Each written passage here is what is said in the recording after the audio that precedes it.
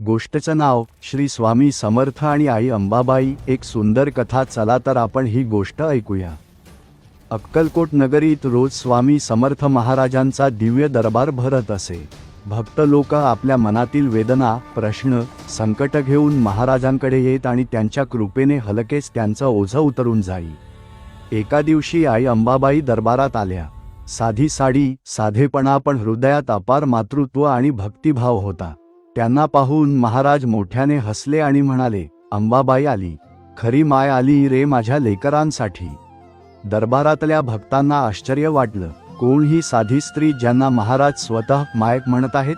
आई अंबाबाई स्वामींच्या चरणी बसल्या आणि म्हणाल्या, महाराज, माझ्या लेकरांना तुम्ही आहात ना आधार? संसाराची कष्टाची काळजी मला नाही, पण माझ्या मुलाबाळांना तुमची कृपा नेहमी लाभत राहो। हे ऐकताच स्वामी समर्थ डोळे मिटून ध्यान झाले। थोड्याच वेळात त्यांनी हात वर करून आशीर्वाद दिला। अंबाबाई, तुझं ममत्व माझ्या भक्तांसाठी दिव्य कवच आहे। तुझ्या प्रार्थनेमुळे जो भक्त माझ्या शरण येईल त्याला आईच्या प्रेमासारखं रक्षण मिळेल। तुझ्या ओवाळणीसारखी माझी कृपा त्याच्या जीवनावर सतत राहील। हे शब्द ऐकून दरबारात बसलेले लोक भारावून गेले।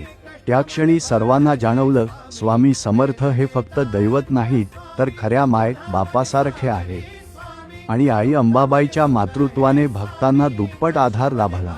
शिकवण: स्वामी समर्थ भक्तांना फक्त गुरु म्हणून नाही, तर आई बापासारख्या प्रेमाने जपत होते।